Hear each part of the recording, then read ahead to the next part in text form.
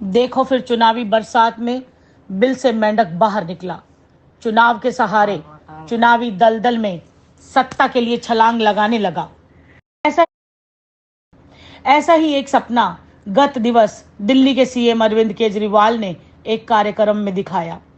DTC retired कर्मचारियों को pension देने का सपना। जी हां, कार्यक्रम में केजरीवाल ने उन डीटीसी कर्मचारियों के लिए दुख व्यक्त किया जिन्हें वह पिछले 9 साल से स्वयं ही दुखी कर रही है। सुनिए उनके बयान। सरकार कोई पैसा कमाने के लिए थोड़ी बैठी है जनता से, सरकार तो सहूलियत देने के लिए बैठी है। तो सहूलियत दे रहे हैं, बसें खूब चल रही हैं। और एक मुद्दा है डीटीसी पेंशन का, जो डीटीसी पेंशन के कई सारे कर्मचारी धरने पे बैठे हैं और मेरे को बड़ा बुरा लगता है भाई साहब।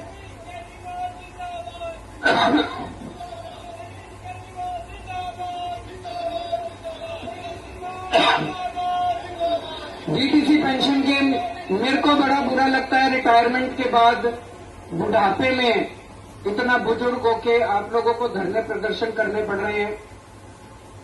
जब हमारी सरकार बनी थी, डीटीसी पेंशन की बहुत ज्यादा समस्या थी। कहते थे कि पहले डीटीसी वाले अपना एक फंड बनाओ, उस फंड के ब्याज से डीटीसी की पेंशन दी जाएगी। अब सेवेंथ पे कमीशन भी हमने लागू किया था आप लोगों के साथ, है कि नहीं है? हमने एरियर भी दिलवाए थे आपके सारे।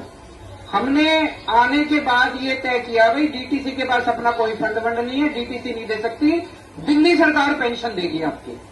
तो 2014 से, तब से 15 से जब से हमारी सरकार बनी, तब से दिल्ली सरकार आपकी पेंशन देती आ रही है। टाइम पे पेंशन मिला करती थी। 1 साल से समस्या हो रही है कि नहीं है? 1 साल से समस्या हो रही है। आज मौका नहीं है, मैं राजनीति भी नहीं करना चाहता, आज मैं मेरे भाई के लिए आया हूं, लेकिन 1 साल से ही क्यों समस्या हो रही है, सोचने की बात है। तो कुछ ना कुछ तो है, गड़बड़ है।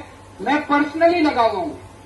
आपको यकीन, पिछले हफ्ते में एलजी साहब से भी मिलकर आया। मैंने कहा कि ये ठीक नहीं है, डीटीसी पेंशन रोकना ठीक नहीं है किसी की भी। और लड़ाई झगड़े जितने हम कर लेंगे, लेकिन तो एलजी साहब को भी मैंने मना लिया, एलजी साहब मान गए हैं। मैं पर्सनली लगा हुआ हूं, फाइल मैंने मंगा ली है। मैं बहुत जल्दी आपकी सारी पेंशन रिलीज कराऊंगा, आप चिंता न करो। यही नहीं, उनकी सरकार